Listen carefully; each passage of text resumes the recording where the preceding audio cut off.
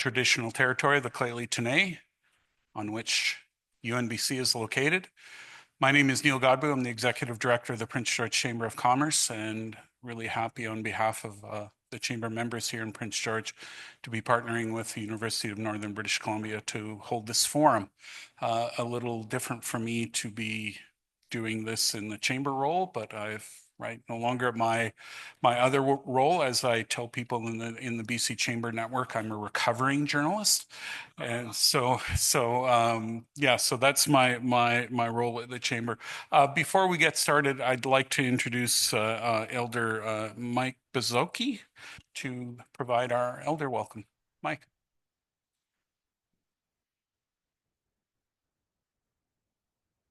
Good evening, everybody, and especially the candidates. Lheidli-T'enneh has been on this traditional territory for over 9,700 years.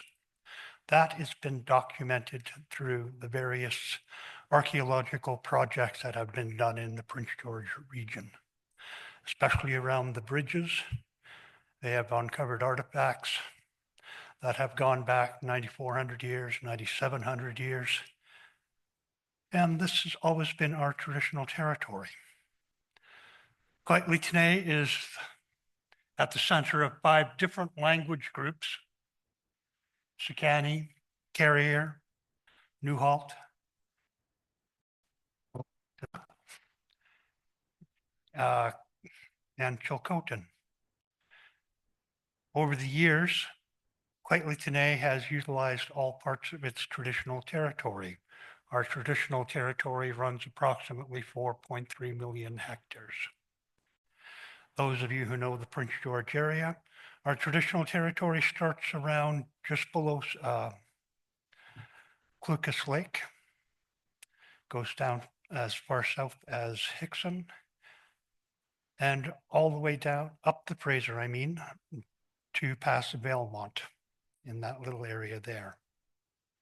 We have traditionally been traders, fishermen, hunters, gatherers, and we've used and only take what we have needed to survive. When we were officially discovered by the explorers, Mackenzie and Simon Fraser, they were brought down from the Sekani territory around McLeod Lake.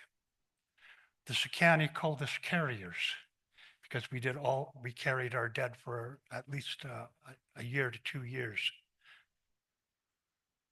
And they called us carriers because we carried our dead. That name stuck with us. We call ourselves Teketh or T'enneh.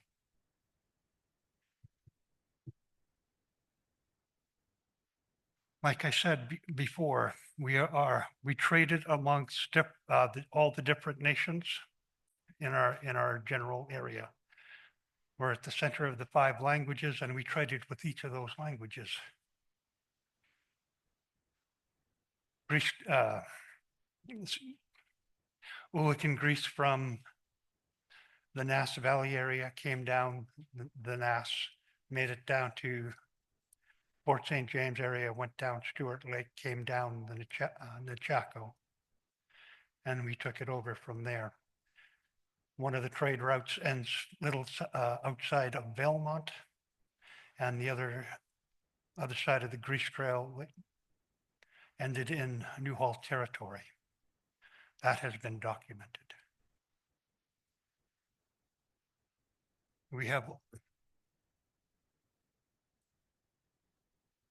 I have so much information I can keep on talking, but I will cut this short and welcome you to our traditional territory. On behalf of the elders, members, chief and council, have a great debate, people, and ask questions that matter. It's good to hear them speak and tell their truths. We all need to hear that. We need to know what they stand for. And I hope we have a voice at the end of the session. Thank you.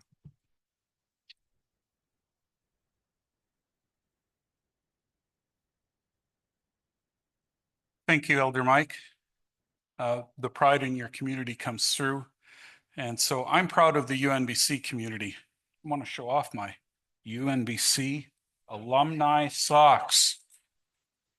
So I graduated from this institution in 2004, and that makes me very proud to introduce the president of UNBC, Dr. Jeff Payne.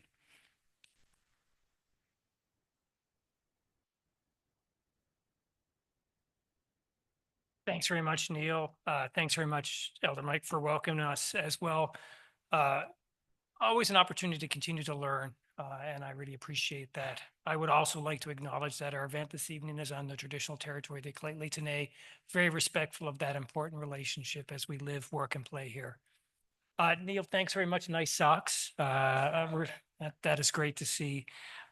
So good to see so many people come out this evening. So for folks, I'm, as Neil said, President Payne here at UNBC, very proud of this institution. So welcome to UNBC. I want to thank the candidates and everybody in the audience for joining us here at UNBC this evening. It's the pleasure to gather as a community in a place defined by curiosity, learning, and the pursuit of possibility. Just a little bit about UNBC, just to set the context. UNBC was designed with 3 central axes in the courtyard, which marks the center of the campus. As you look straight ahead, these axes are the entrance axis, the growth axis, and the community axis. And the community axis is defined by the beam that runs right above us. And this axis connects UNBC to the residents, to the city of Prince George, highlighting the university's connection to the surrounding community and its purpose of serving the North. The Doug Little Lounge just behind us here is situated along this axis, further emphasizing the university's connection to the community. Universities are more than classrooms. They are places where ambition meets opportunity, where students learn to think critically, explore complex ideas, and engage with diverse perspectives. They prepare people not only for careers, but for leadership, for citizenship, and for lifelong learning. At their best, universities reflect the values that shape Canada, the pursuit of excellence, freedom of thought and expression, and the commitment to an inclusive community. These are also the values that underpin a healthy democracy, one that invites participation, respects difference, and thrives on informed dialogue. As a hub of education, research, and community engagement, we are proud to host the federal election all-candidate forums tonight as well as tomorrow night. Events like this create space for open, respectful conversations about the future of our country. Conversations that matter deeply to our students, faculty, staff, and to you, the broader community. We thank each of our candidates for being here tonight and for offering their time and perspectives. Your participation helps strengthen democratic engagement and encourages thoughtful decision-making among voters. So thank you, everyone, for showing up, for listening, and for being part of this democratic process. We hope this forum helps you reflect on the issues that matter most and inspires continued engagement in shaping the future of our communities and our country. I'm now going to turn it back over to Dr. Fiona McDonald and Neil Godbout as our moderators this evening. Thank you so much.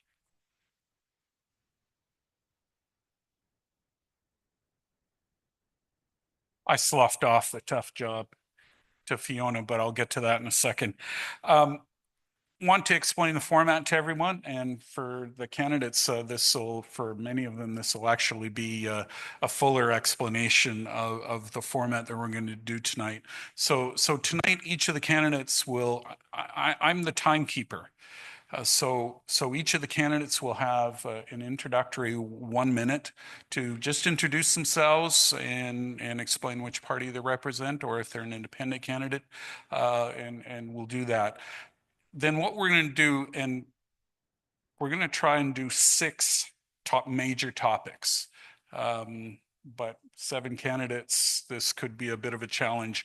And she'll introduce herself in a second. Dr. Fiona McDonald is our moderator. She'll have a question for each of the candidate under that major topic. The major topics are trade, defense and sovereignty, immigration, Indigenous affairs, housing and affordability, and then finally health. 2 minutes to answer the question. And then following that, Each of the candidates will have a 1-minute kind of closing remarks on that topic, and then we'll move to the next. So we got a lot of ground to cover. And then finally, at the very end of the night, we'll each give the candidates a couple minutes to wrap up.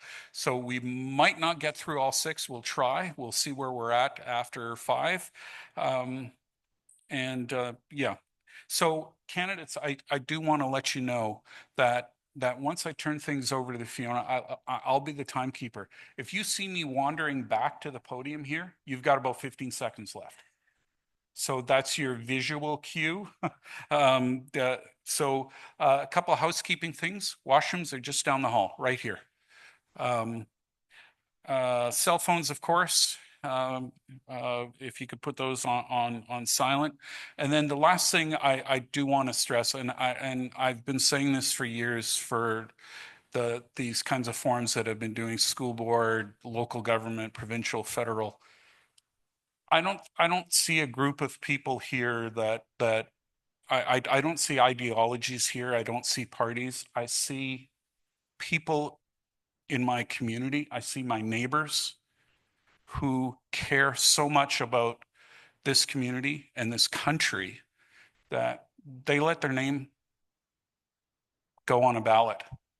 That takes an outstanding amount of courage, and I think we should acknowledge them for that. So thank you, all of you. And now I do want to turn things over to our moderator, Dr. Fiona McDonald.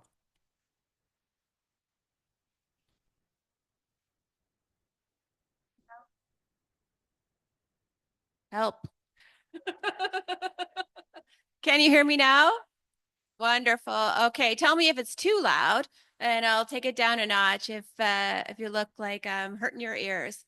So thank you so much, Neil, for that introduction. And again, let me echo our thanks to each and every one of the candidates for letting their names stand and for coming here tonight for this important community event. We are going to get straight into it. As Neil suggested, I'm Fiona McDonald. I'm a member of the Political Science Department here, and I will be your moderator for this evening. We're going to start with the order that we are sitting in to keep it nice and simple, right? And then we'll start from the second person, third person, etc., so that everyone has a chance to be in a different order for the theme, if that makes sense. That's as clear as I could think of how to explain that. Okay, so with that, we will start with our first question. Once we have the candidates introduce themselves. So you have 1 minute each candidate to let us know who you are before we begin with the questions. Thank you. And you have your own mic to pass around. Can you hear me? Good evening, everybody. Thank you to UNBC for hosting the all-panel discussion and to all the candidates for showing up. My name is Clinton Emsley, and I am your proud Liberal candidate. I stand before you as a community member living in Quesnel, and I'm here to make sure that we have a choice in this election to elect a new community champion. I am here because we need a change in our community. And based on my experiences, based on my services to communities, I am here to fight. I am here to stand beside you, and I'm here to solve our community's issues, not necessarily the whole of Canada's. That is what is important to me, and that is what we need as a community. Hello. Thank you. Says it's on. Oh, closer to my face. There we go. Okay. Hello. Thank you very much for hosting and for all the candidates as well for coming today. My name is Jody Capling, and I'm running for the Green Party. And I'd also like to say Happy Earth Day. So I thought I'd share just a little about myself. I grew up in Alexis Creek and in Williams Lake. I spent a lot of my early years camping and enjoying our beautiful lakes. After completing a master's degree in resource management, I worked in energy efficiency in the private sector. And then my partner and I made the great move or decision to move back to Williams Lake so we could raise our children near our families. I decided to step forward and run for the Green Party in this election because I believe that everyone in Canada should have the opportunity to vote for a party that represents their values and their vision for Canada. Thank you.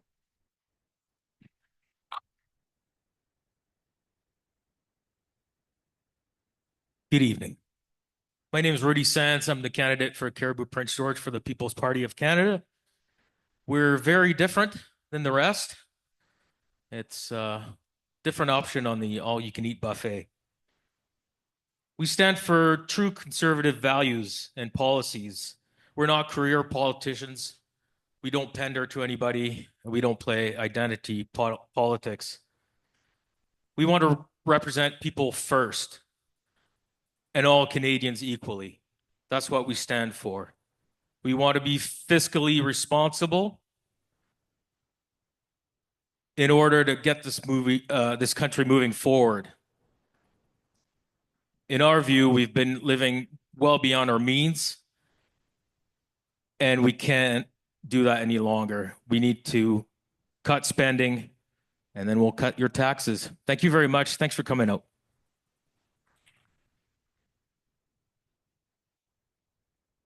My name is Angie Bonazzo. I am the NDP candidate for Cariboo-Prince George.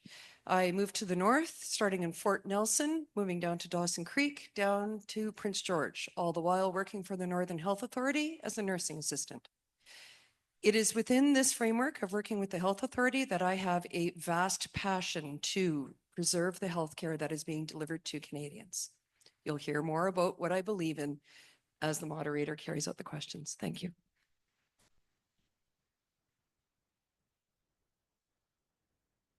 Good evening.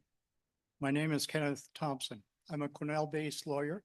I'm on the ballot as Kenneth B. Thompson, an independent candidate. One of the reasons I am running is that over the last 40 years plus, I have witnessed the degradation of the standard of living for the majority of Canadians, and particularly those living in smaller rural communities. Another is the gradual transformation from public interest being the measurement of government to policy to that of private interest becoming the decisive factor in deciding policy.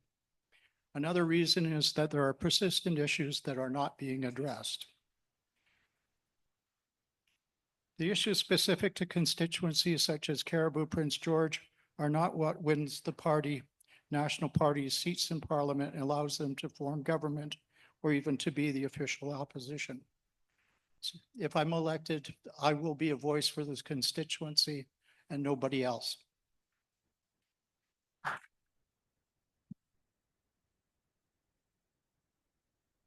I'm Jake Weens. I represent the Christian Heritage Party. Okay, as can be anticipated, the Christian Heritage Party looks a little deeper. There are underlying issues that ferment all the problems that we're going to be talking about. Okay? We focus on the moral issues before all others. There is no future for this country without a change at the heart of our country. What are these moral issues? This country is pursuing a death culture, both at the beginning of life and at the end of life. Preborn humans in danger of eviction till the very day of birth, and MAID expanding at an alarming rate. Even the UN, liberal organization as it is warning Canada.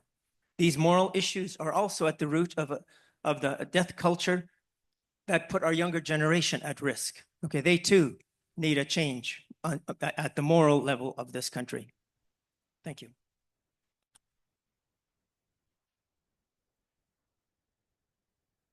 Good evening, everyone.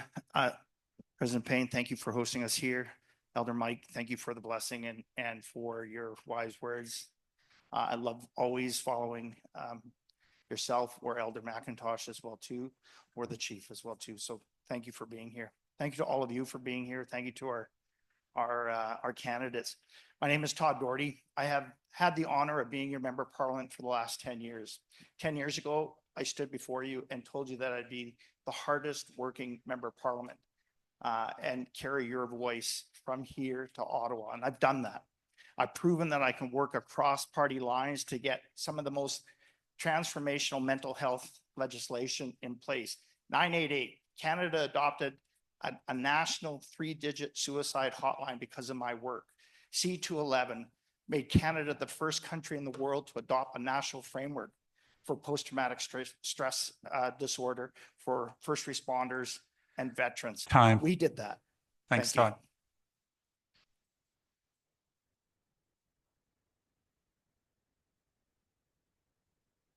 Thank you, everyone. And we're going to jump right in. So again, we're starting with the theme of trade, and we'll start in the order in which you are seated.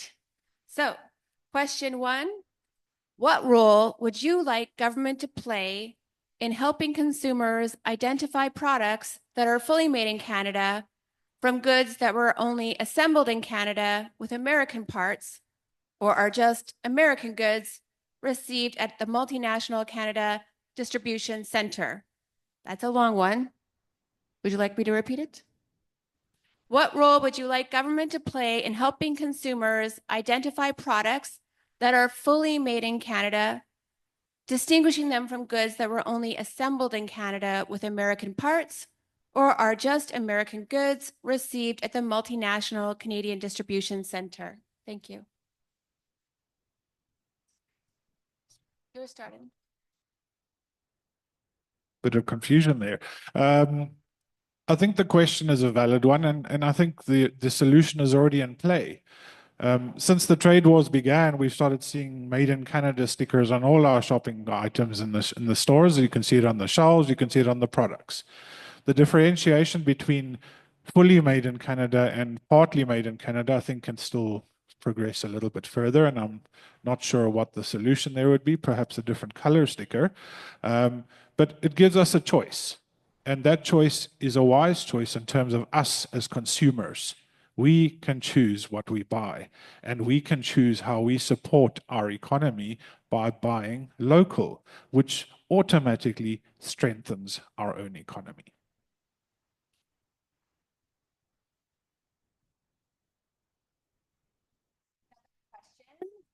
For the next candidate, same theme area.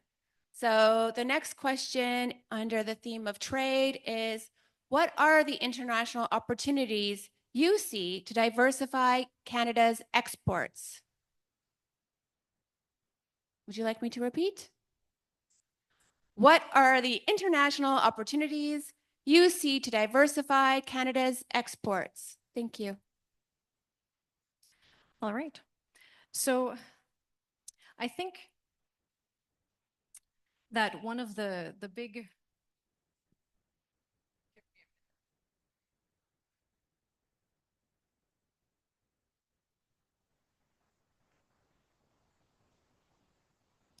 All right. So starting again. I think one of the big issues that Canada faces, and especially a resource-based economy like in our region, is how we use our natural resources and how we get value from them. So currently we tend to do a lot of minimal processing before we export.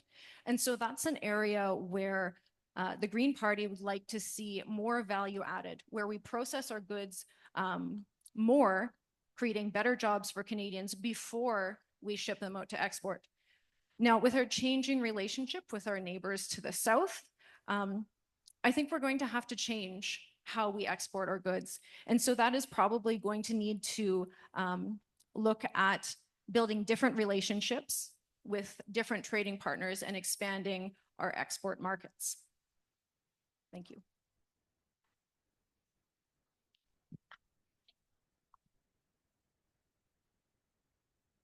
And for our next candidate, under the theme of trade, what role should the next Prime Minister play in motivating provinces to buy Canadian oil and natural gas instead of importing those products from other countries? Would you like me to repeat it? I think I got it.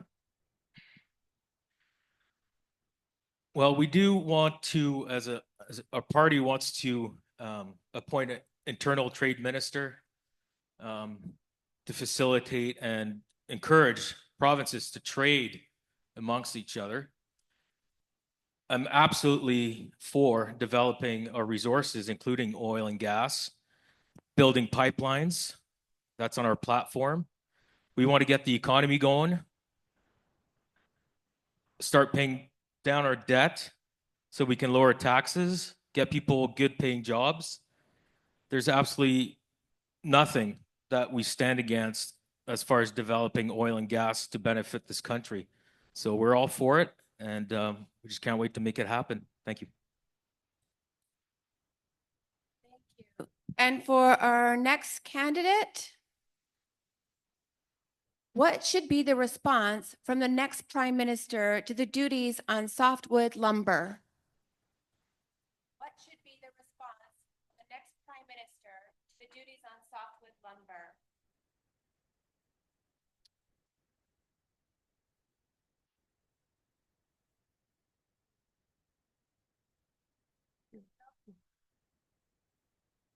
The response will be from the incoming Prime Minister on the duties of softwood lumber to find other markets. We can no longer rely on the American market for our softwood lumber. Even if they have to rebuild California, we will find other markets to sell our product to. Thank you.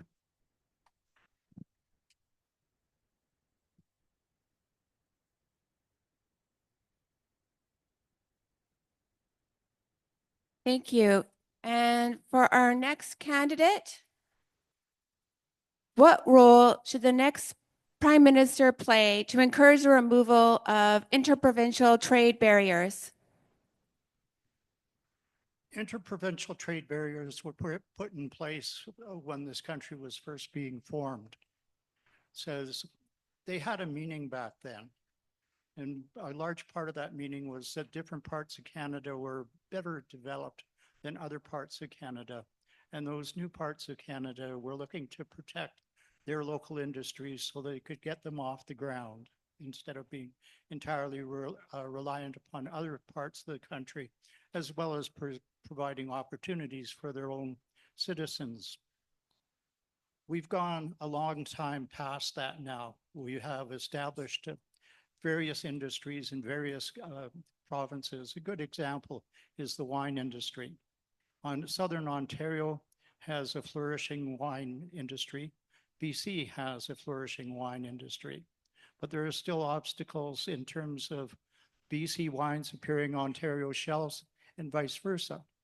We have to actually start the conversation meaningfully. We've gone from a very small population to a population that is approaching 42 million people now.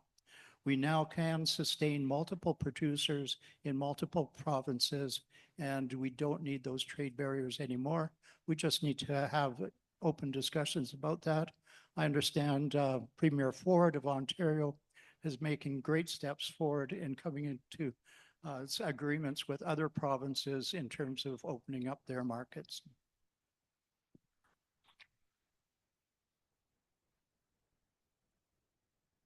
Thank you. And for our next candidate, what should the next government do to help workers and owners who might lose their jobs and or businesses as interprovincial trade barriers fall in their previously protected sector? Would you like me to repeat it? What should the next government do to help workers and owners who might lose their jobs and or businesses as interprovincial trade barriers fall in their previously protected sector? You were supposed to be experts on all these issues. I do not consider myself an expert, but nevertheless, when the trade barriers come down, as they should, this country is 150 years old and we're still dealing with them. We need to start acting like a country. There will be some pain in the process. I don't think the government can solve all the problems. There will be readjustments for sure. I think communities need to reach out to those that are struggling and help them. There needs to be tax incentives to develop secondary and tertiary industries. I think a lot of these things can be overcome quite naturally without too much government involvement. The more government gets involved, the more messed up things often get. Thank you.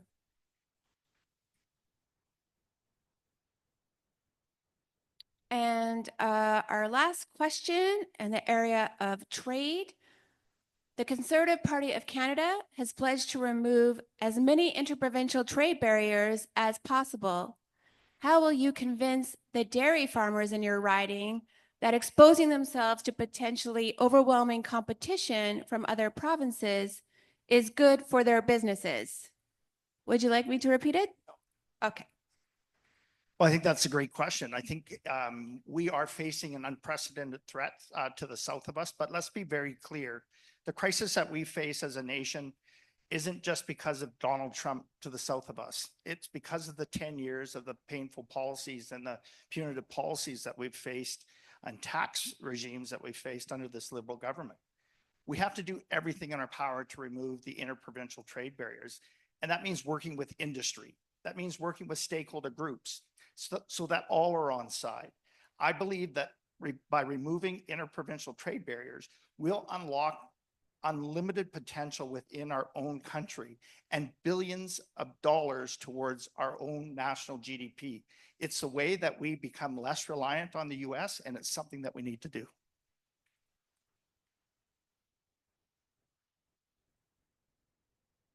Thank you. Before we switch to our next theme, every candidate has the opportunity to take 1 minute in a follow-up comment in this theme area if you choose.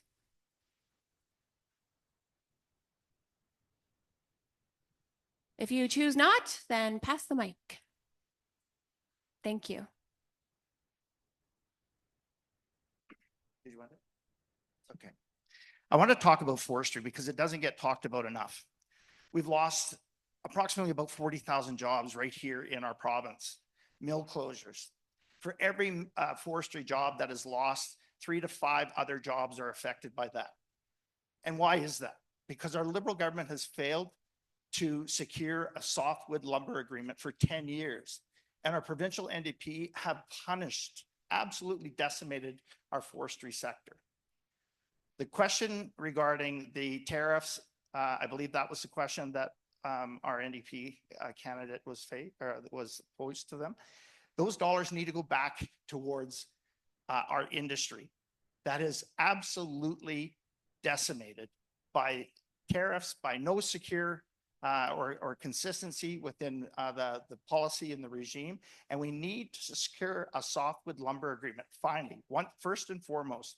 And once again, allow our forestry families to be proud of the industry that puts food on their table and a roof over their heads. I would just like to look at this from another perspective. Okay, one thing needs to be said, this Canada, our Canada, would not survive without a good relationship with the US. Never has and never will. We need to see that the situation with the US right now is temporary, and we need to treat it that way. We need to have a little bit deeper perspective.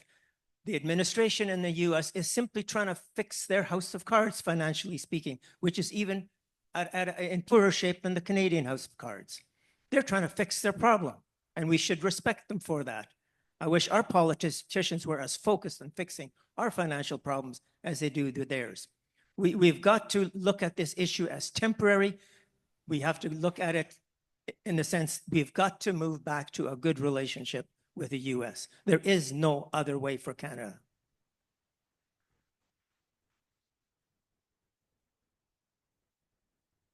To begin with, the United States is in trouble. It's very serious trouble. Their economy and their government will go into bankruptcy within the next decade if they don't do anything at all. There's Trump's plans may be ill-conceived, but there is an intent behind them. It's one thing that is noteworthy is all of these tariffs or the threat of tariffs that Trump has put on all the countries around the world and now has delayed their implementation for 90 days, giving those countries to negotiate bilateral trade agreements with the United States. An important clause in any agreement that these other countries come to with the United States is that they will restrict their trade with China. This is largely a policy that is targeted at containing China, but China will not. Time, capitulate. please.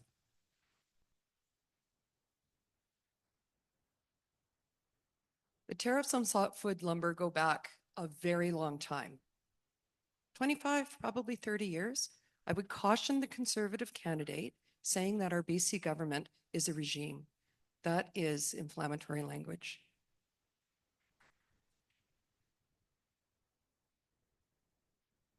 The PPC stands strong as far as we don't want a tariff war with the United States of America.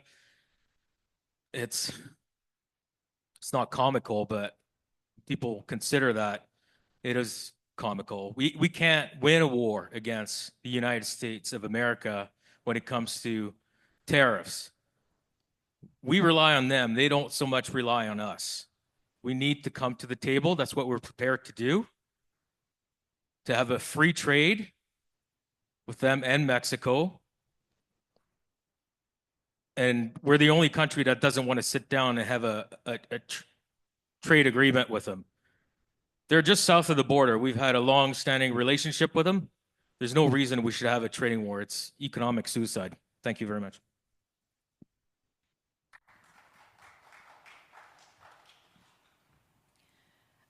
So like some of the others up here have said, trade wars hurt everyone.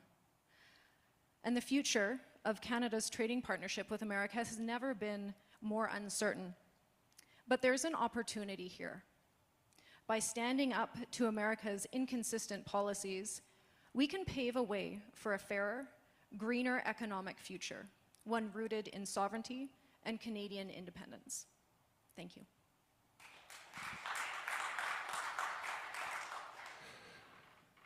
We sit at a very critical moment in our history as a country, and right now, our stance is to fight to protect our own economy, our own workers, our own sovereignty. That is the most important thing for Canada. The relationship with the USA is currently broken. It doesn't mean it cannot be repaired, and it doesn't mean we won't try. But right now, we need to focus on Canada's economy and how we build it stronger and protect it from further harm. This means finding new trade routes, new trade partners that form a safety net for Canada instead of it solely relying on the USA. That has been a comfortable place to sit since we became an independent country. And right now, the Liberal Party has committed to giving back the tariffs collected to the affected industries in full. Thank you. You could just pass the mic. So we're about to start the second theme area, which is defense and sovereignty. So we'll start with our Green candidate and work our way down again. That way, just not spending too much of your valuable time on repeated introductions. So for our Green candidate, the question is, how seriously or not do you take Donald Trump's comments that Canada should become America's 51st state? Would you like me to repeat it? I think I've got that. So I think a lot of what we're facing right now is a bit of a wake-up call for Canada. And so, again, I think there's opportunity in that. We've been fairly comfortable and possibly complacent in our relationship with our neighbors to the south. And I think in this wake-up call, we have to really look at our defense, our military, what we require of them, and what Canada needs to move forward. So in this age of rising foreign interference, cyber warfare, and climate-driven instability, our national defense must be self-sufficient and unshakably principled. The Green Party would revise Canada's defense doctrine for the modern era, one that can confront these threats head-on. We must prepare for the worst, while also showing the world what it means to stand up for the values of justice, equality, and freedom. And part of this, we would have to make sure that Canada's military has stable funding so that they have the tools that they need to do the jobs that we require of them. We also need to end Canada's reliance on US-owned defense, digital, and IT systems by investing in sovereign infrastructure and partnerships with like-minded democracies to strengthen our national security. Thank you.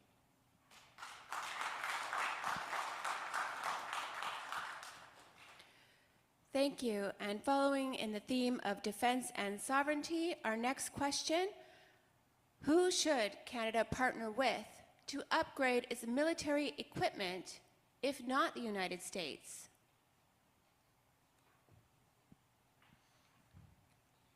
Well,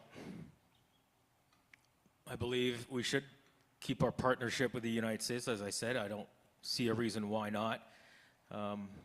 Part of the reason why the United States is distancing themselves from us is because they're opposed to globalist agendas. They've withdrawn from some UN commitments and are not willing to fund the massive bill that NATO imposes on them.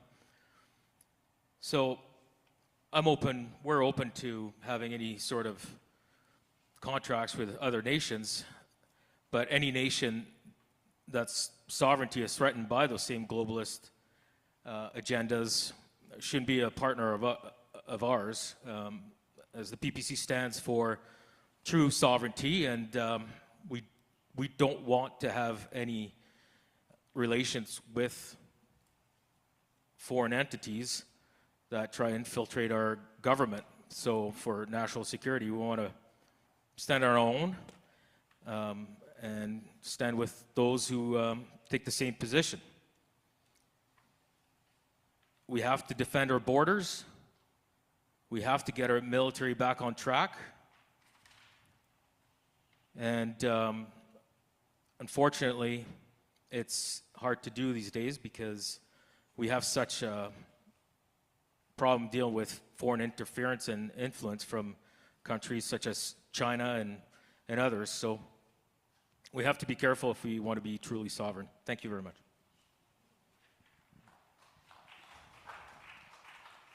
Thank you. And for our next candidate, how would you respond if Alberta or Quebec would start seriously pursuing plans to separate from Canada? How would you respond if Alberta or Quebec would start seriously pursuing plans to separate from Canada? And this is in the context of security? Defense and sovereignty. I think it falls under the rubric of sovereignty. Okay. How would I respond? With a thoughtful and engaged discussion process with concerned citizens regarding the separation into independent states or into republics. I understand that culture is very important back east, and the sovereignty of Alberta and its oil is very important. But without those voices, all stakeholders at the table having those discussions, there would be no way the federal government could weigh in and prevent without meaningful discussion with all stakeholders involved around separation. Thank you. Thank you.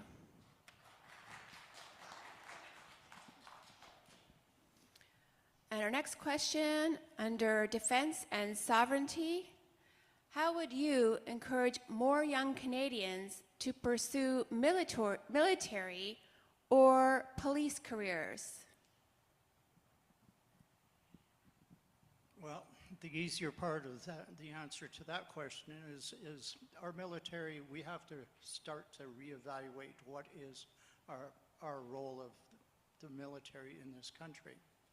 Unfortunately, there's been a lot of fear-mongering and creating a need for certain types of a military, which is really unnecessary. If we look at the real threats that exist, what's being foisted upon us isn't there. If we start to realistically look at what role our military should serve in protecting the interests of Canada, then I think that in itself, it would encourage people to or the young people to become more involved in military activity. In terms of encouraging people to join the police, we've gone astray in terms of our economics over the last number of decades, and we've removed the possibility for a lot of young people to progress. And we've also alienated a large part of our population, and as a result of that, we've ended up with a rate of crime which has been growing over the years. If we're going to be able to encourage people to join the police forces, we have to address the basic underlying problems which are causing our crime rate to increase, where then we can have a police force which is reasonably safe. Individuals can take it on as a career and expect at the end of the day they'll be able to retire in a good position. Thank you.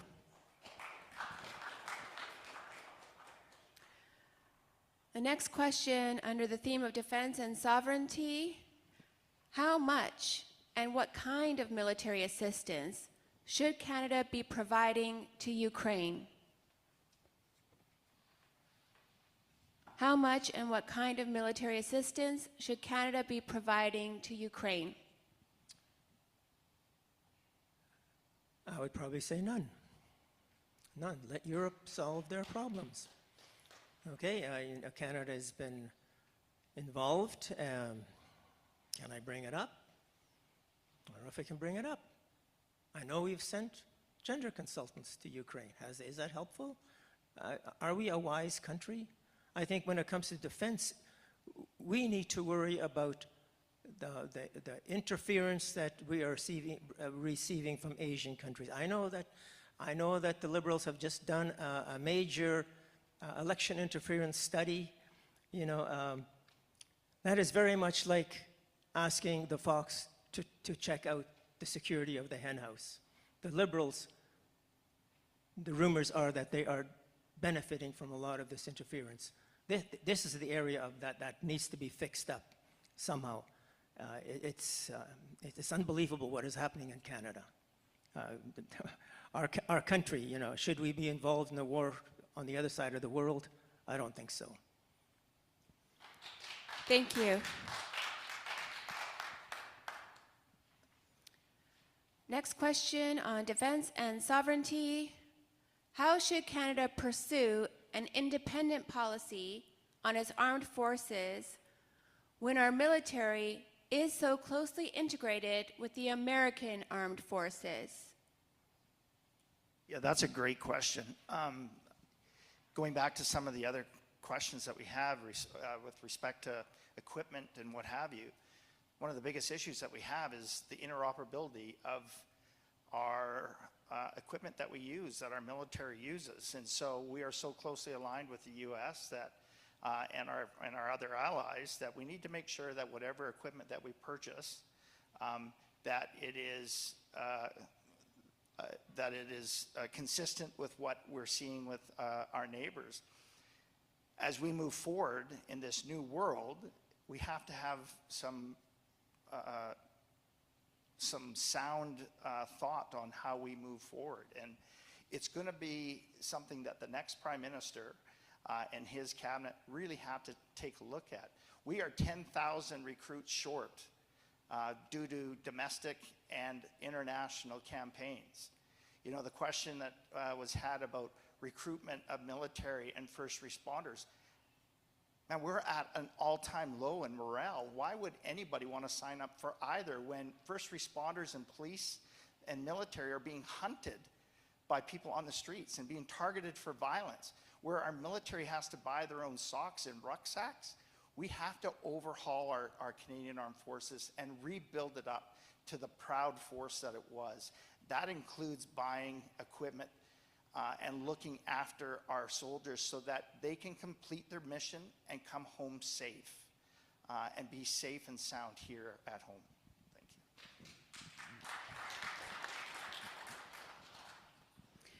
Thank you. Thank you. And our last question under the theme of defense and sovereignty. What should Canada's foreign policy stance on China be? Tough question. Canada is a peacekeeping nation, and we have always been so. We defend where we can, and we support where we can. In terms of dealing with dictatorships, our stance is always firm, as we do not negotiate and we do not participate. That is the premise, and that is the standard. We do not play games.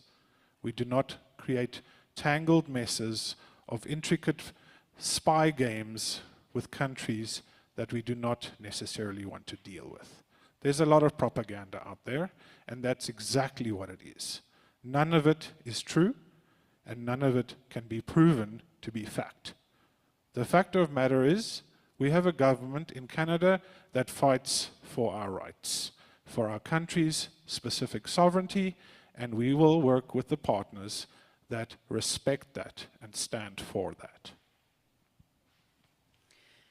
Thank you.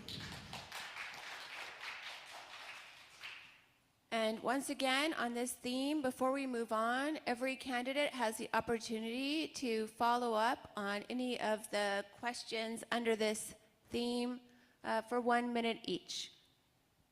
Right, I'll go first again. Let's face it, Canada's military is not in shambles. We have a military. We have a defense system. It just needs to be improved. Yes, we have relied on the USA for far too long in terms of aligning with their mechanisms, with their products and their services. That doesn't mean we are in a position not to defend ourselves.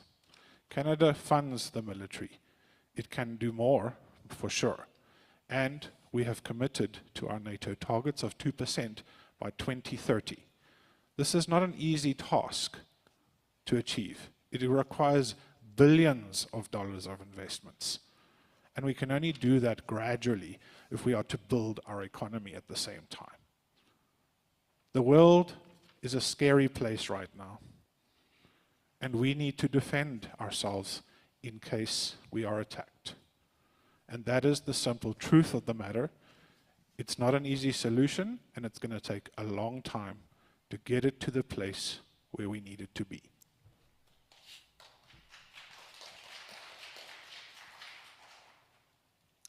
I would just like to add that as we better equip our military and move into a more modern era, one of the places that the Green Party would like to shift this is in how we use our military within our country. So as we face our climate crisis and fires and floods that are destroying our communities and extreme weather, there may be a role that we can also use the military within our within our country and how we respond to the emergencies that we face. Thank you.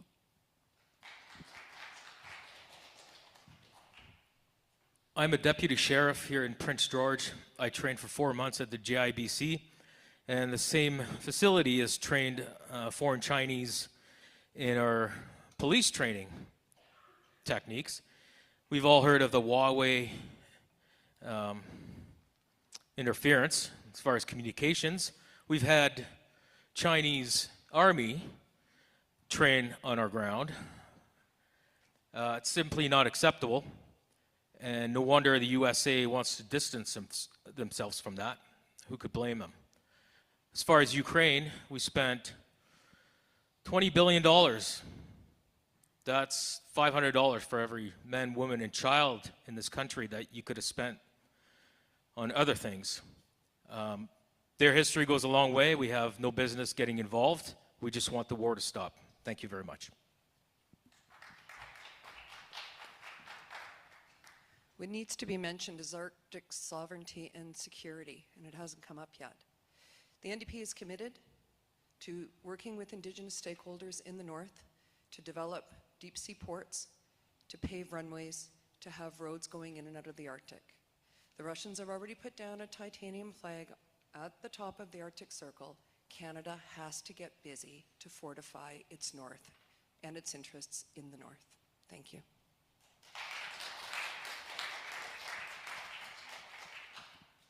Unfortunately, we use the term dictatorship so loosely. When we're talking about China, we're talking about a civilization that has existed for over 5 millennia.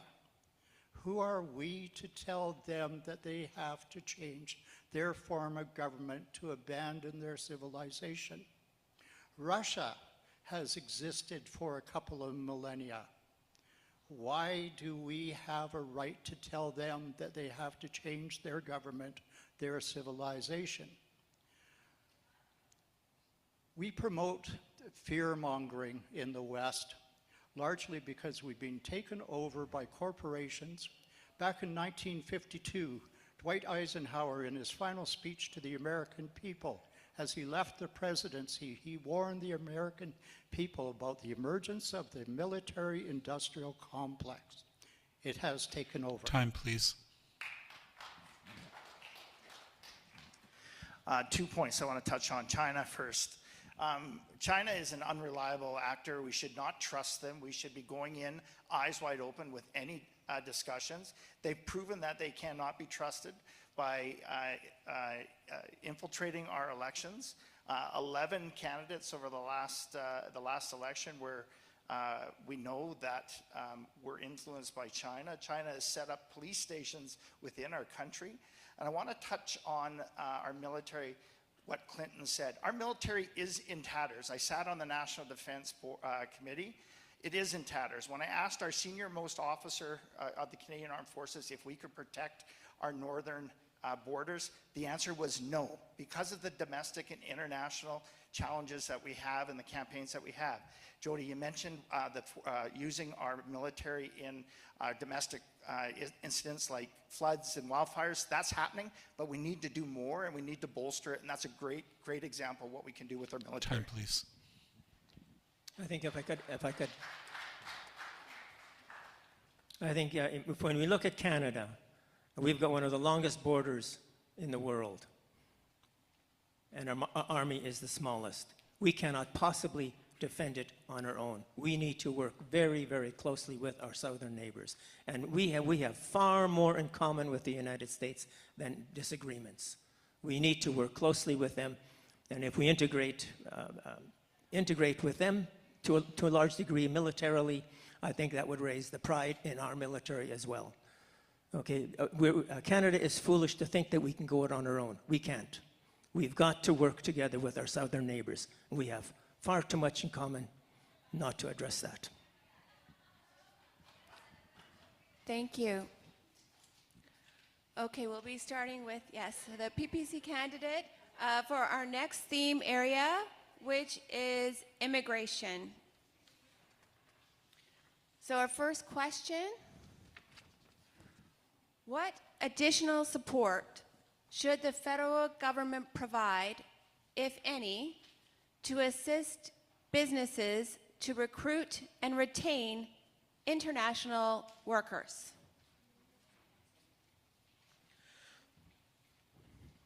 Great question. Well, the PPC stands strong. Look at our situation currently. I should tell everyone I am an immigrant to this country. Been here 35 years. I'm not opposed to immigration, neither is the PPC. So I want to make that clear. The current levels that we're experiencing is unsustainable. It's creating all sorts of problems, affordability issues when it comes to housing, services, infrastructure.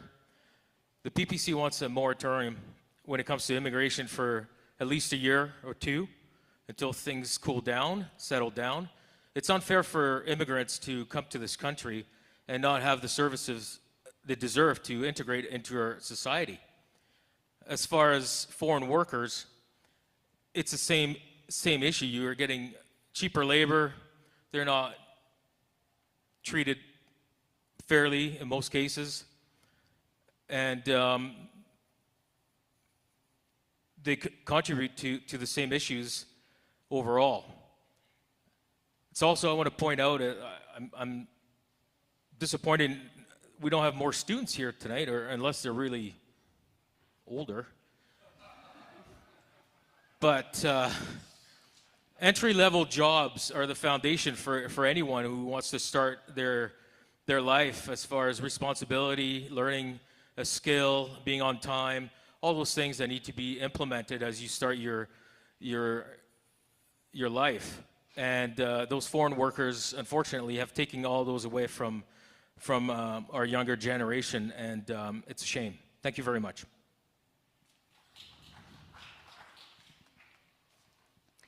Thank you. Next question under the theme of immigration. What additional support should the government provide, again, if any, to encourage international students to stay in Canada and become permanent residents? Would you like me to repeat? No.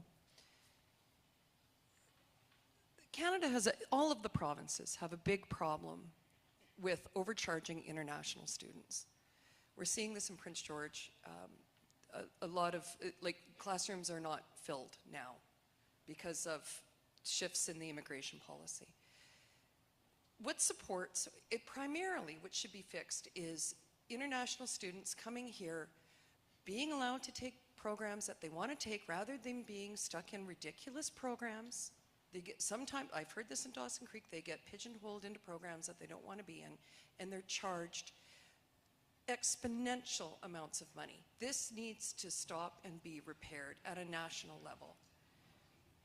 To get them to stay, make it attractive for foreign students. When they graduate from programs, get them into jobs that have meaningful outcomes for them in communities that they want to live in, where they can raise their families and be contributing members to this society.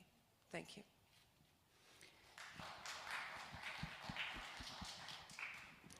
Thank you.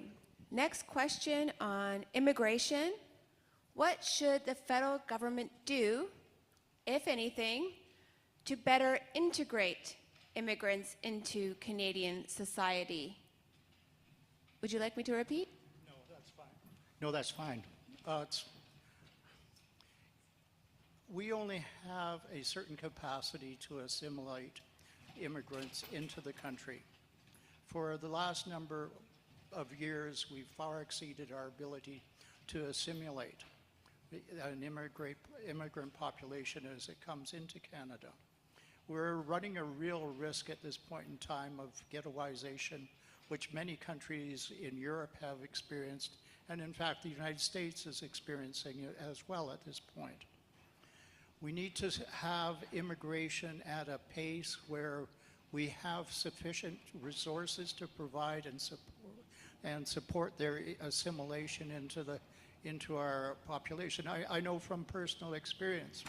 I deal with some immigrants, and they bring cultural values that are actually incompatible with our judicial system here in Canada. It's very difficult for some populations to step forward and be a witness in a court case, even though that they have the necessary knowledge and experience. They actually witness things that if they step forward in the courts, we could deal with some of the issues that we have with getting crime under control. That's just an example, but the thing is we've got to avoid a situation where we're bringing in immigrants at a pace where we're not equipped to assimilate them into Canadian culture and our way of doing things. Thank you. Thank you. Next question. How many immigrants should Canada admit each year, and why? And in all this talk about immigration, I think we're forgetting one major element, which is our own young people. Our own young people. They're not being prepared properly for the workforce. They're not being properly educated. They're being indoctrinated more. We need to invest in our own young people to begin with. Our young people are being squeezed out of the housing market because of immigrants. They're being squeezed out of jobs because of immigrants. We need to focus on our own young people first. Thank you. Next question on the theme of immigration. What would a conservative government do to assist UNBC and CNC, which are both facing serious financial challenges because of current federal immigration policy? So what would a conservative government do to assist them in this context? Thank you. Yeah, well, I think that that's a great question. And something I've already started doing is meeting with the president of this university, as well as other post-secondary universities. Let's face it, our immigration system is broken. It really is. It is probably the largest file that my office deals with. It is absolutely heartbreaking when you are sitting across the way from a student whose family pretty much gave their whole life savings to send the student here, and they are struggling, or they can't stay, and they can't get a job after their education. You know, I think of Jasveer, a good friend of mine who is here and working. I think of Fatima, who is here, a student in this school as well too. She's been here for 2 years, away from her husband of 10 years. She's been here alone by herself, trying to make ends meet. She's doing everything she can, and our system is broken. They can't get here. So we have to do what we can as a conservative government. We will fix our immigration system. Yes, I will agree that we can't open the floodgates, but we got to make sure that we have reasonable numbers. So that they can have a doctor, or they can have housing, or they can get to the school that they want. The comment that was made about crime and what have you, I hope you weren't referring to the unbelievable crime that we're having and placing that on our immigrants, because that's false. But we have to be compassionate. They're coming here for the Canadian dream. And we have to make sure that when they come here, they're able to get the service they need when they need it. And that includes education. And so we need to work with our post-secondary education, our institutions, and our provinces to fix the issue that we have that's been broken by the Liberal government.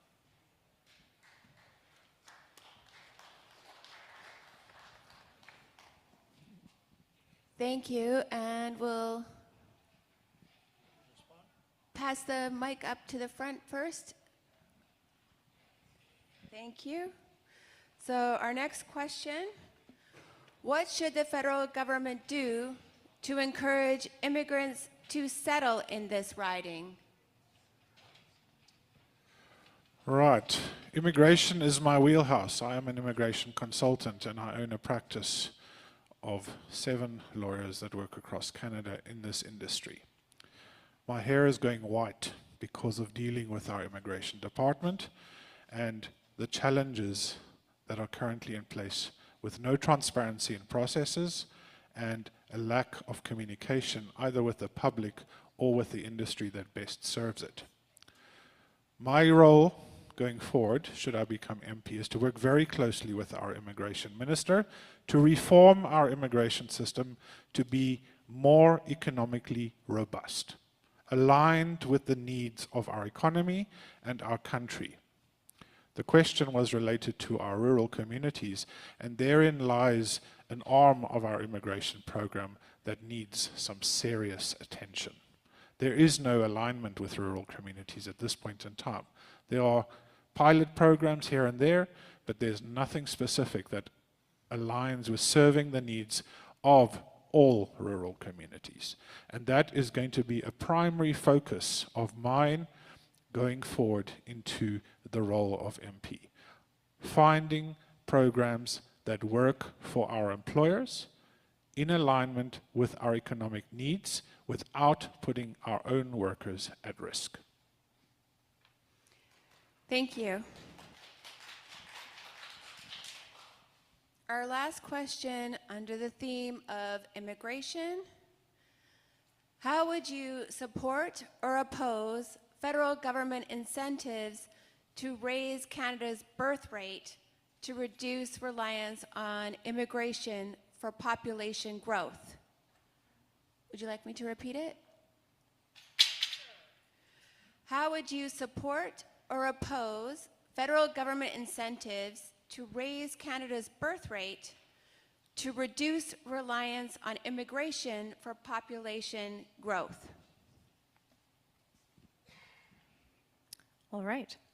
That's a lot of concepts in one question. So, I'm going to divide it into two parts. One talking about immigration, and the other part about whether the government should be involved in influencing how many children people decide to have. So first off, the Green Party believes that immigration is one of Canada's great strengths. It brings new skills, energy, and ideas, and cultural richness to our communities. At a time when some regions might face labor shortages and an aging population, immigration can help build a more vibrant, sustainable future for newcomers and longtime residents alike. And on that note, immigration targets must be thoughtful, transparent, and aligned with Canada's real capacity for and long-term planning. So we need to make sure that newcomers can access the services that they need to thrive. So there's immigration. Should we be trying to shift population growth in Canada versus immigration? I don't know. And I think that's a place where there would have to be much broader discussion in our country with the people involved. So I don't think that's necessarily the government's place. Thank you. Thank you. Everyone has the opportunity for a 1-minute follow-up before we close the question and answer on this theme. The last question was a good one. Our population is dying off, and it is being sustained and increased with immigration.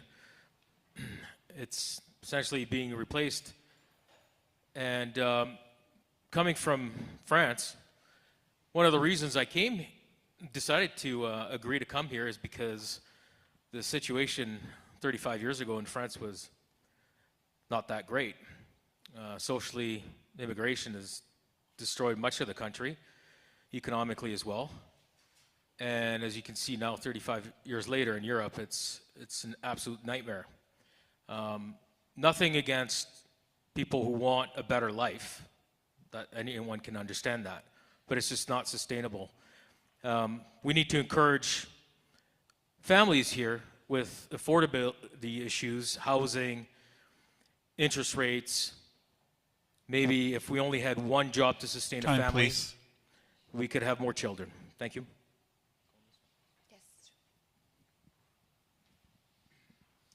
To piggyback on Rudy's last comment about affordability, a lot of Canadians aren't having families now due to just that affordability. So the answer in encouraging Canadians to have more children or a child at all rests in affordability. It is simply too expensive to have children. And it's understandable why people forego having children and become dog parents. It's much more affordable. So that's the answer. How do we get affordability to young Canadians to get them thinking in the family way?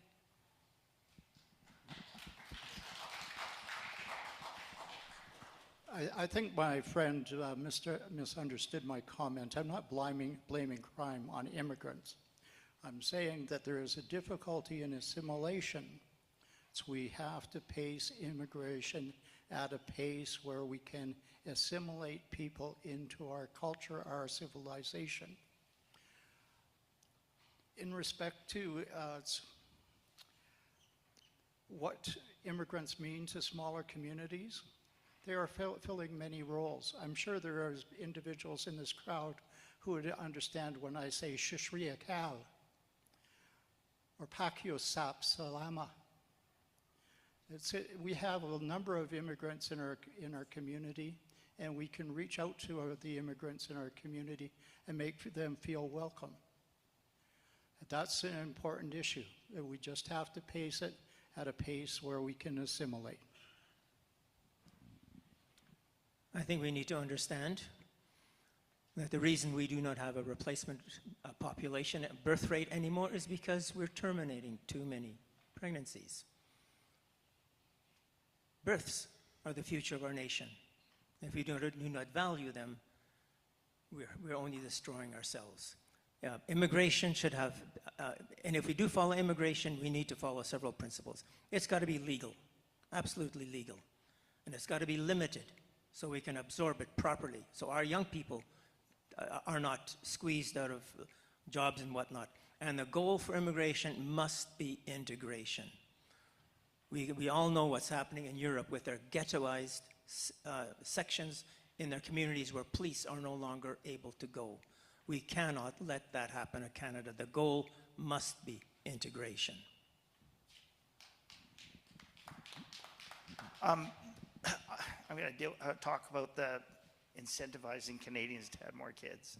I don't think you want a politician telling you what you should be doing in terms of your family, having more kids or not. I think a few of us have said the same here, and we're all on the same page.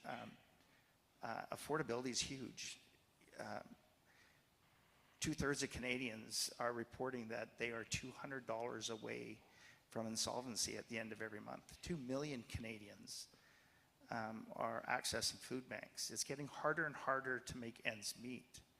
You know, $100 for a bag of groceries, that's unbelievable. And so we need to make life more affordable for families and let them take care of and make the decisions that they need, that they want to do, which is best for each of their situations. And I think that's the best way of moving forward.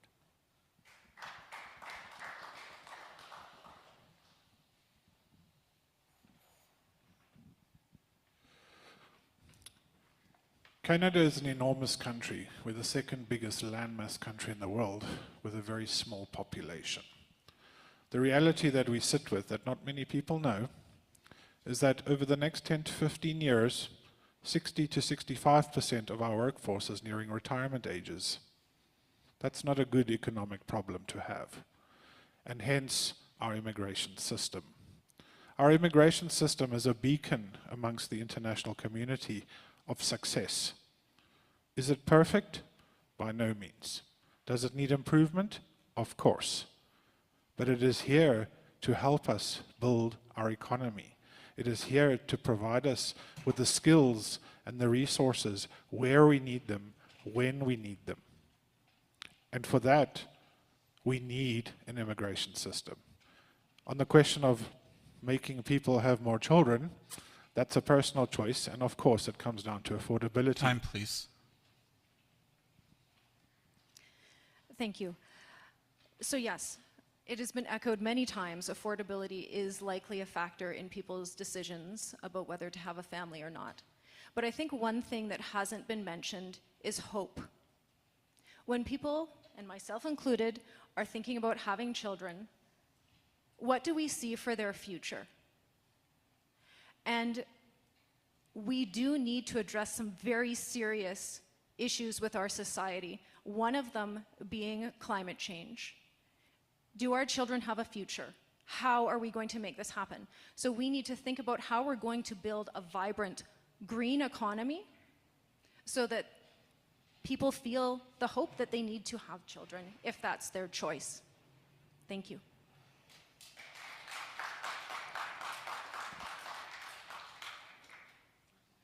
Thank you. I believe everyone has had their 1-minute follow-up.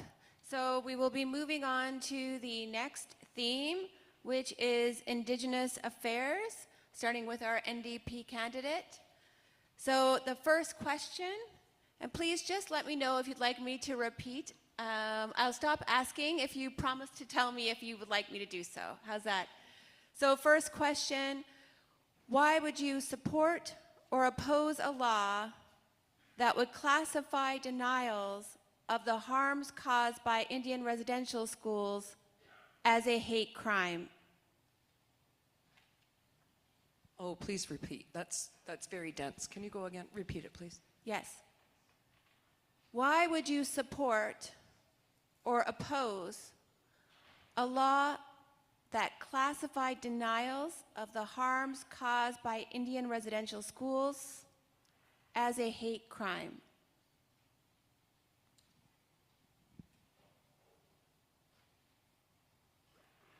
So, okay, as far as I understand this question, I would not support a file around denying the existence of residential schools in this country. I'll rephrase the question. Would you support or would you oppose a law that would make denials of the harms caused by residential schools, that would classify those denials as a hate crime? Oh, I would, okay, as far as I understand it, I would support a file that would classify denials of the existence of residential schools as a hate crime. Yes. How would you either support, I'm sorry, No, would it's you okay. would you support a law that made these denials a hate crime? Yes, I would. Would you like to elaborate? You don't have to I elaborate. live in the world of short answers, as my fellow candidates You don't are have to figuring out. elaborate. I'm just giving you your full time. Residential schools cannot be denied. It is an impact that is going to deeply affect our Indigenous peoples for another 500 years. Yes, if anybody denies the existence of a residential school, this should be classified as a hate crime, because this is continuing to perpetrate our prejudice and our racializing of our Indigenous peoples. Thank you. Thank you.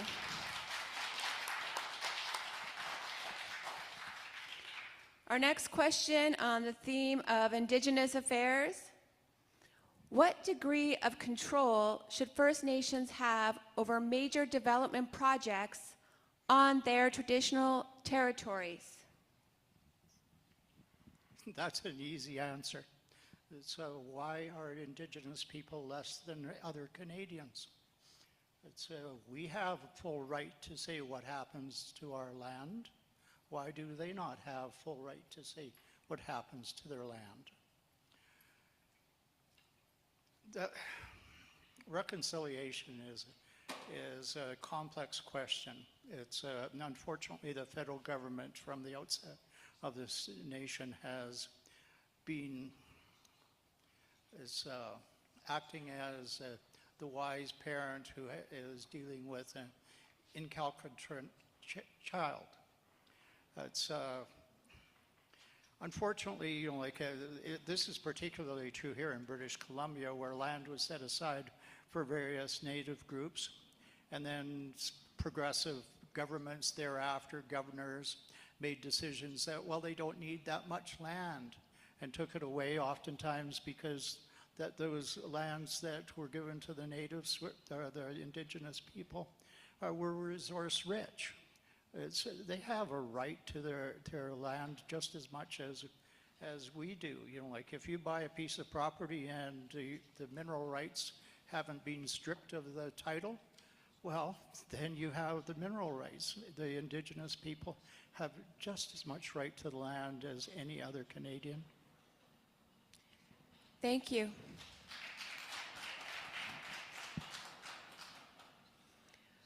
Our next question on this theme: what does economic reconciliation for Indigenous peoples look like according to you and your party?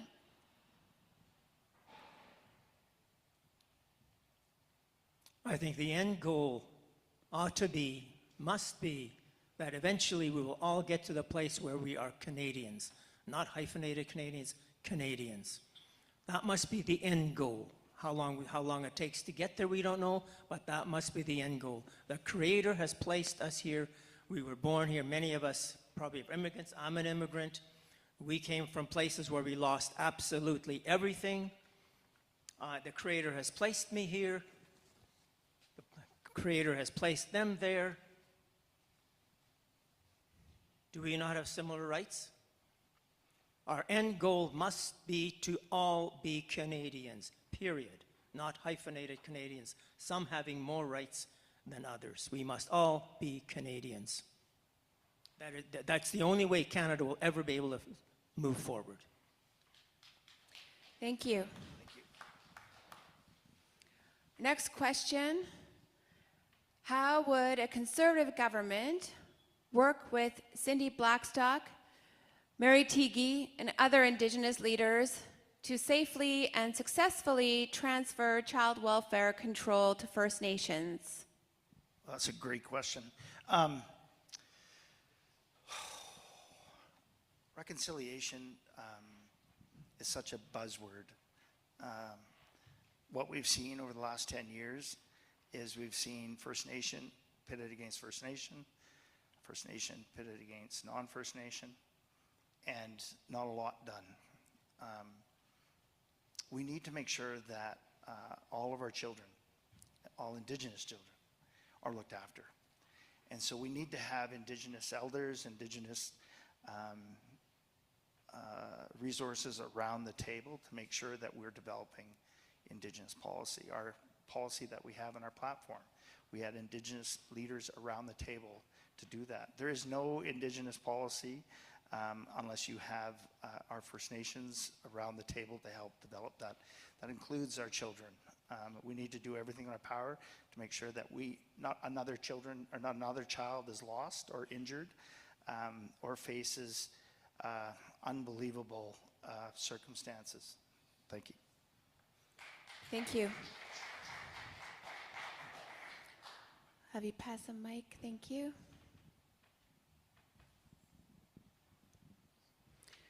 Great. Our next question under this theme: how urgent to you is the construction of a bridge over the Fraser River to connect the Lheidli communities?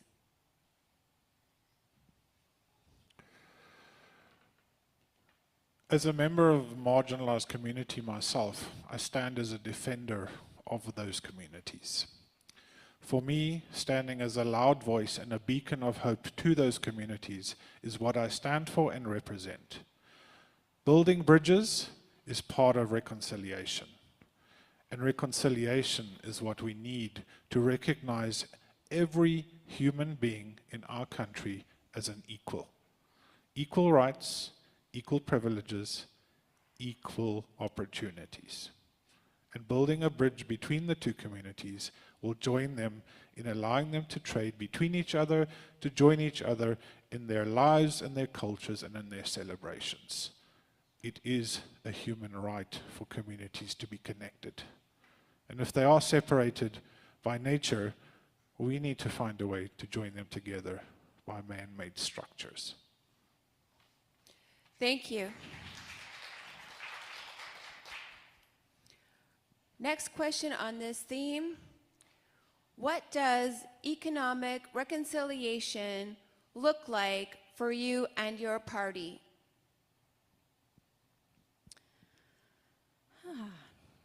So,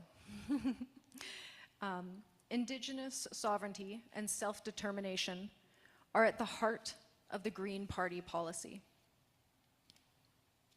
We support and respect the sovereignty of Indigenous nations and their right to assert and implement their Aboriginal title, treaty rights, and the right of self-determination. This also encompasses the economic situation that we find ourselves in. One of the things that I like to keep in mind in these processes is that we must continue to ask questions and listen to the response. So I may have ideas about what this could look like, but that doesn't really matter. What matters is the ideas of the people that we're talking to. We need to ask and we need to listen. So asking these questions is key in building relationships based in trust and setting a foundation for moving forwards together. Thank you. Thank you. Next question. What does reconciliation in the justice system for Indigenous peoples look like for you and your party? Well, I am sort of part of the court system as I work there to security. And my experience with that is the GLADU report, which has been a accepted means of trying to reconcile the hurt that's affected Indigenous people. And it was implemented to try and reconcile in a way for the damage caused. And as a party, we don't deny that. We don't have a policy specific to that. I only know of it because I work at the courthouse. It's a question whether, a fair question to ask whether somebody who's Indigenous committing crime should get a break compared to a separate person committing the same crime. Is that a balance of justice? Personally, I'm in the position to say no. A crime is a crime. I think, yes, we're not dealt the same cards when we're born. That's true for the Indigenous people. That's true for others. But justice should be justice. And so that's my personal view on it. Again, the party doesn't have a specific policy on that. Thank you.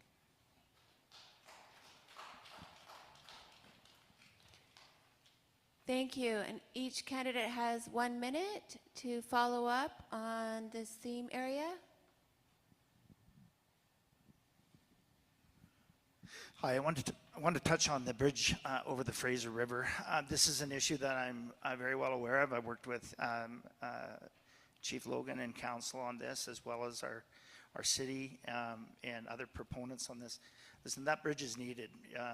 It's needed for critical access and egress to the community. We already saw a pipeline explosion on the property or on the community once before. We need to make sure that we have that critical transportation route for the safety and security of the band or the community. And so it's something that I pushed through our province as well as our current federal government. It wasn't a priority. We did whatever we could, but I have already briefed our leader on this, and it will be top of the line, top of the areas of requests for if I'm fortunate enough to be the member of parliament on April 28th.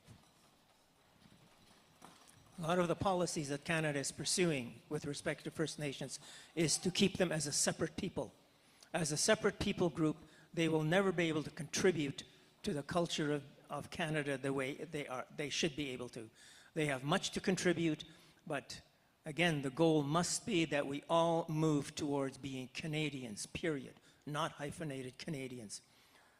This process of keeping them as a separate people prevents them from integrating the way they should be able to.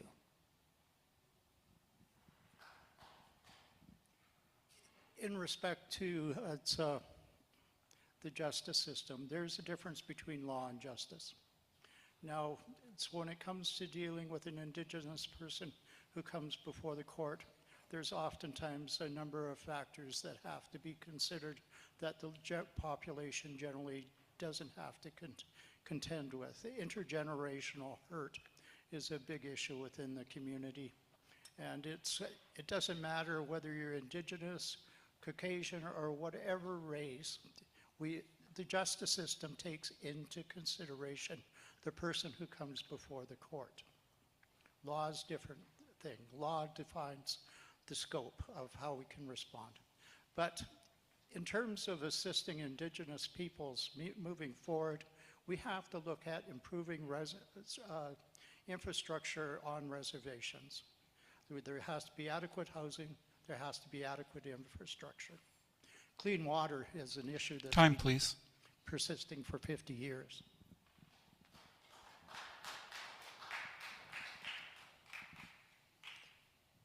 One in 4 Indigenous women or girls is suffering violence or is most likely to be murdered in this country.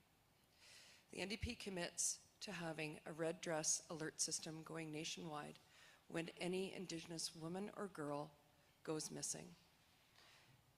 The level of violence needs to come down against our Indigenous women.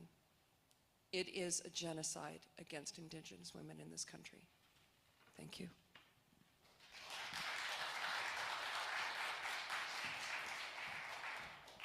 I want to touch on a question that was asked, I believe, to the NDP about criminalizing essentially freedom of thought, freedom of expression, and freedom of speech. It's a slippery slope. I don't think anyone can name a country on this planet that hasn't gone through dark times in its history. We are no different. Residential school is definitely a dark page in our history. But to criminalize thought on it, whether you agree with it or not, is a very slippery slope. I don't agree with anybody criticize or supporting residential schools and having that. Time, please. Anyways, you know what I'm saying.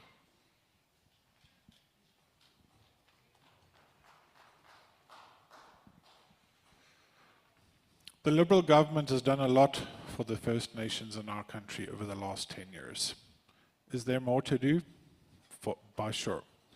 My personal commitment to our First Nation communities in the Cariboo-Prince George region is I will stand with you, I will listen, I will learn, and I will be the loud voice of reason for you in the House of Commons. I will shine the light that we need to fight for what we need to repair the sins of the past. We cannot erase them, but we can repair and we can build. And we can build a new future, one of equality for all. Thank you.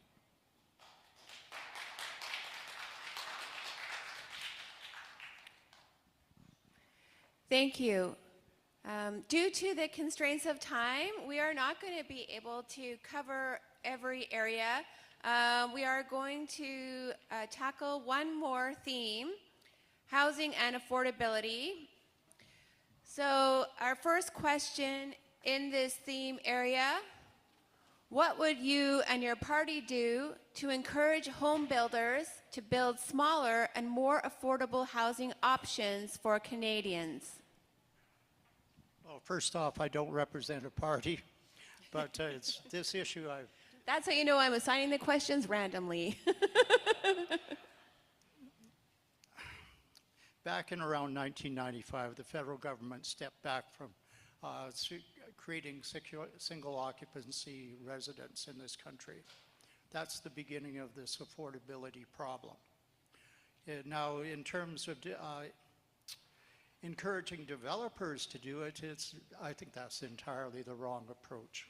We cannot incorporate profit margins into the producing affordability housing. All we need is a manager who looks at initiatives brought forward by municipalities and provinces to create low-cost housing. I myself have taken a CCAN and bought it for $5,000 and finished it for less than $5,000. And it's a home for a single occupancy person. We can put together 100 of these for less than $1 million and provide the necessary infrastructure for it. All we have to do is keep the profit margin out of it. After the Second World War, the federal government was responsible for building housing for expanding population. Most of those houses are still standing today. We can actually use a proper housing program where we haven't upped the costs of actually developing these properties so that we can provide incentives not only to families, but to individuals, children who can't move out of the home right now because they can't afford anything. If we manage this properly, we can deliver something very affordable. Thank you. Next question on the theme of housing and affordability. What would you and your party do to encourage municipalities to zone properties for more affordable housing options? Release land out of the agricultural zone where necessary. Many communities like BC, we've got a lot of free land around that could easily be developed for, again, without extravagant profits, could be done at a reasonable rate. Encourage families, encourage marriage and families. How many homes are single occupant homes? We need to foster family marriages. Thank you. Next question. What would you and your party do to reduce the record high consumer debt in Canada? Yeah, that's a great question. I'm going to do a quick public service announcement first to the lady who has that beautiful dog up top. He's been drinking out of your water, so please don't drink. Okay. So I was sitting up here worried. I'm a germaphobe, so I was worried that you were going to take a drink out of that. And then I also want to apologize to my candidates for my my team member for coming up and speaking with me. We have a... Is that me? Oh, we have another team member that's in the hospital, fell ill today. He's still in the hospital right now. So I was just checking on him. He's going to check on him right now. Listen, the high cost of debt right now, look, we have high inflation. Why do we have high inflation? Because our government has been printing money and spending like the money's growing on trees right out back. We have to bring that down.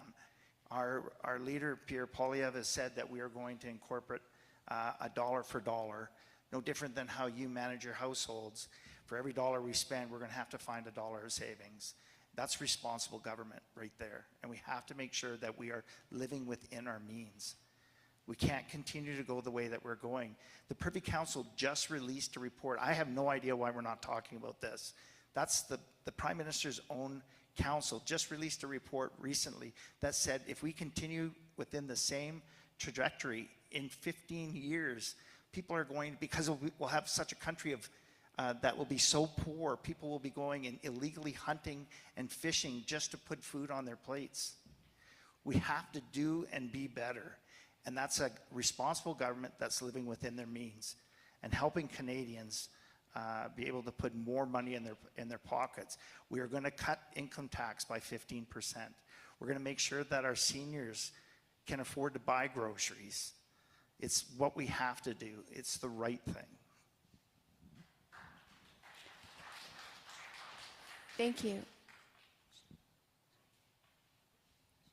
Next question on the theme of housing and affordability. What would you and your party do to help small businesses and workers affected by rising costs? Mark Carney's just released a plan to build 500,000 homes a year for the next decade. This is a bold move and is the biggest housing plan since World War II. What does that mean? It means more jobs. It means lumber from our industries in BC being used across Canada. It means earnings on the table for our people. These are not going to be grand, big, fancy homes. They're affordable homes. And it is a project aimed at addressing our housing and affordability issues. Is it the only thing we can do in terms of affordability? No. There is much more we can do. But housing is a commodity within Canada, and it is an investment into our futures.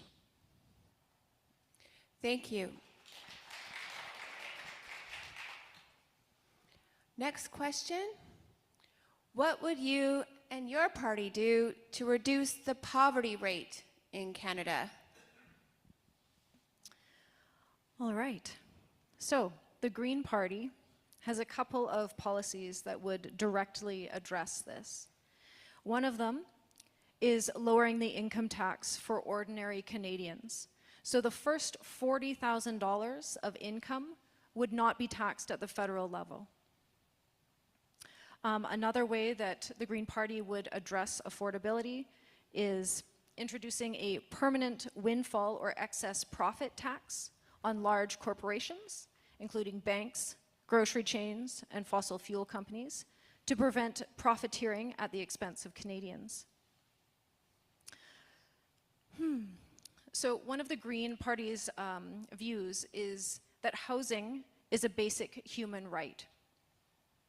And we plan to triple, oh wow, I'm really lost here, sorry. This is the first time I've ever done anything like this, and it's not easy.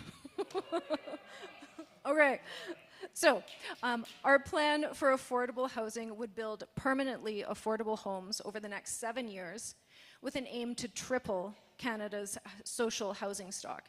And I think one of the key things in what we're all speaking about is the term affordability in relation to housing. So the Green Party defines the affordable housing or affordability of housing. It means that it costs no more than 30% of the household income.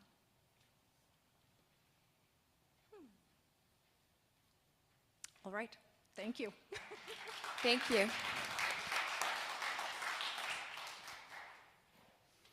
And our next question. What would you and your party do to reduce homelessness in Canada? Well, that's a big one. Affordability, again, affects us all, and it filters down to the people that could barely make ends meet.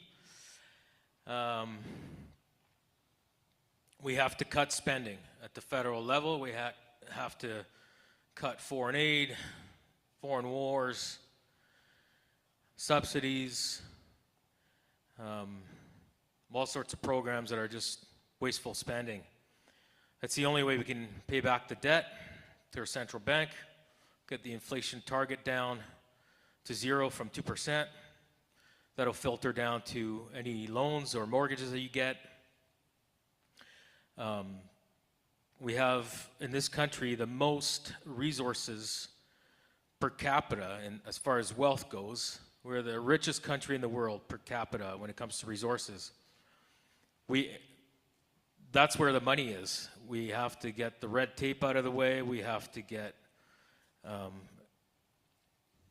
extracting those resources and get everybody benefiting from them. There's no reason why we should have poverty and unaffordability in this country. It's simply unacceptable.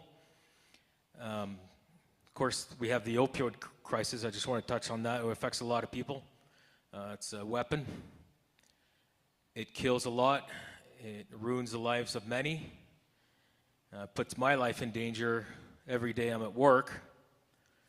Same with police officers, first responders, firefighters. So we need to address that too. I wish there was a question on opioids tonight. It's a big subject, but this country is rich enough in resources. We can certainly take care of it without any issues if we're allowed to. Thank you. Thank you. And our last question under this theme, what would you and your party do to reduce the number of working poor in Canada? To reduce the number of working poor, well, the short answer is to increase wages. And that's what unions do through collective bargaining, is getting working wages for working people.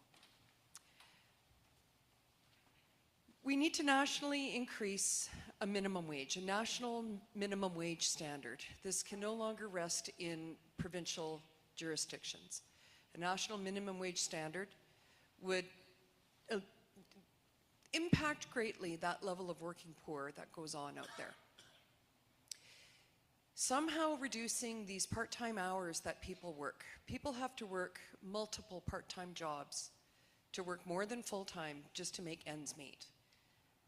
Can there be a creation for corporations to retain workers at full-time jobs? Can we do this at a national level? Can we take this out of a provincial jurisdiction? Who knows? Only the labor file can answer that. Working poor,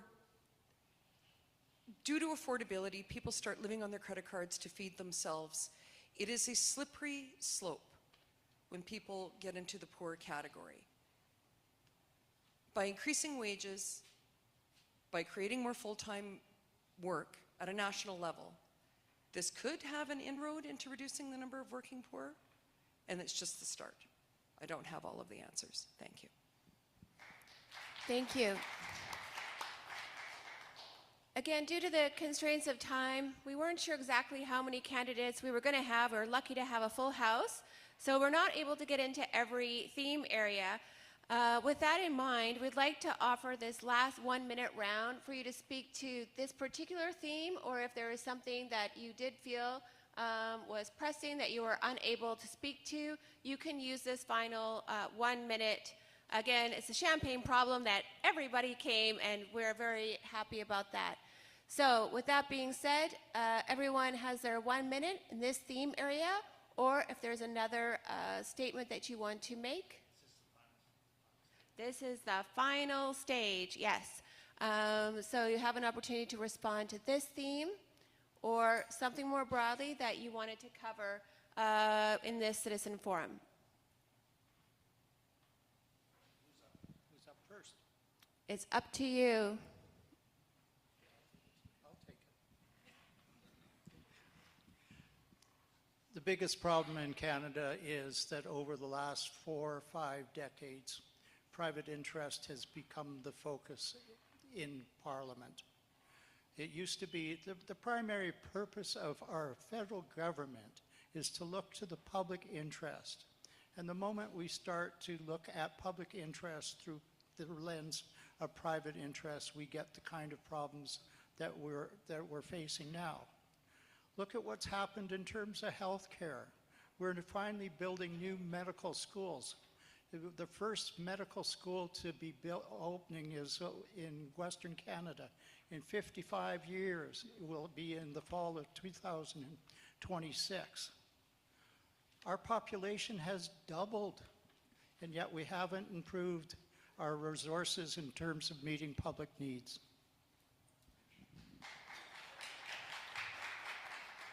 Okay, I would like to make a statement. It's going to take me a little bit more than a minute to do my thought, but this is a very, very important principle.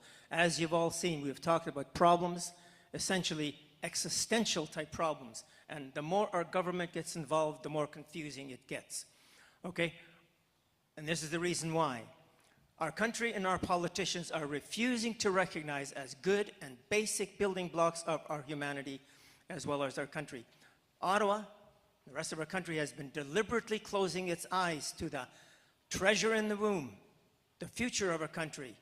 Ottawa has also been deliberately closing its eyes to the truth of the traditional family and traditional marriage. Strong marriages equals strong families, equals strong children, equals strong future. That really is not rocket science.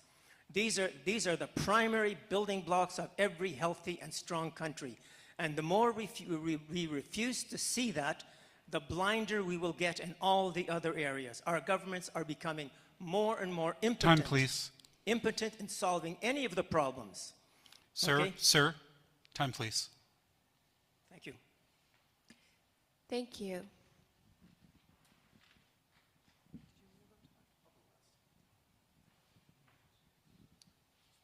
So I'm a little unclear. Is this our final delivery before we close it down? It is, yes.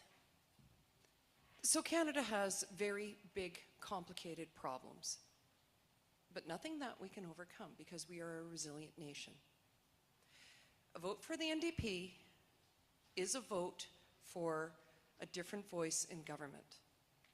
Whatever will be the outcome of this election, we need a balanced set of voices in government to make sure all social programs continue to be delivered. My name is Angie Bonazzo. I am your NDP candidate. A vote for the NDP is a vote for a balanced voice in government. Thank you.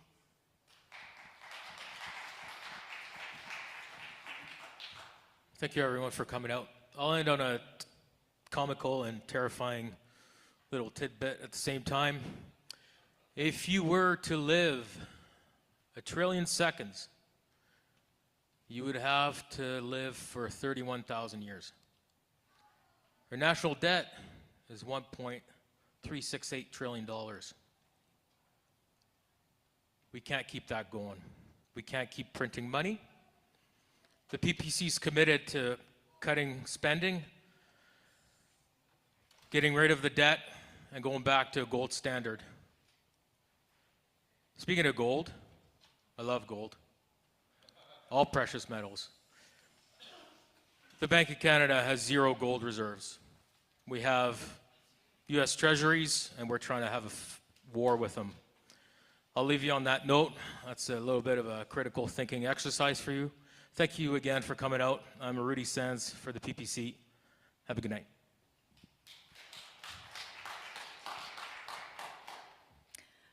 So, just to follow up on the topic we were discussing, I meant to mention that one of the ways that we can address affordability is by forgiving student debt and making future education free. And by participating in this election, I hope to show that even in a traditionally conservative area, there are people who have a different vision for Canada, especially with respect to climate change, the environment, and the ways that we can achieve a more just and resilient society for all. I'm Jody Capling, running for the Green Party. Thank you so much for coming out this evening. And if you haven't already voted, get out there on Monday. Thank you. Firstly, thank you to everyone for being here and your time this evening to listen to all of us. My name is Clinton Emsley. I'm your proud Liberal candidate running in this election representing Cariboo-Prince George. I'm a community champion and I'm here for you. I am invested. I am affected. I experience the same things as you. I'm a businessman going through the same things all our businesses are going through. And our plan as a Liberal Party is to unite behind a strong leader to secure our country's sovereignty and economy, to protect it, and to build it to become the biggest economy in the G7. My request to you in this election is choose the best person for the job. Thank you.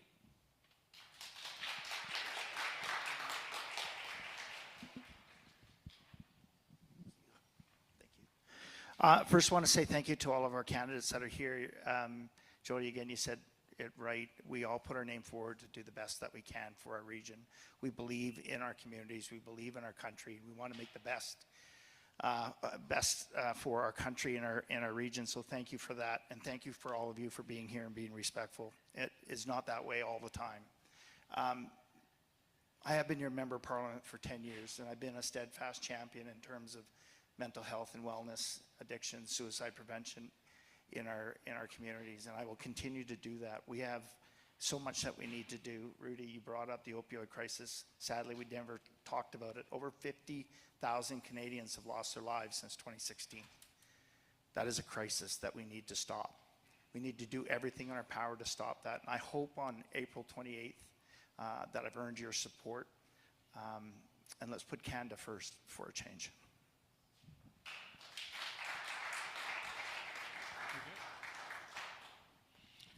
And that's a wrap, everyone, at 9:01. We went 1 minute over.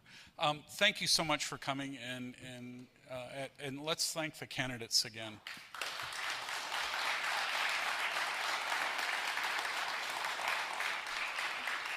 Now give yourself some applause for taking the time to engage in this great democratic exercise. We're going to do it all again tomorrow night. with Prince George, Peace River, Northern Rockies. See you then.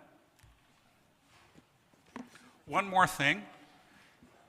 Tell your friends, Thursday, Rogers will be rebroadcasting this on the community channel, this forum as well as the forum tomorrow.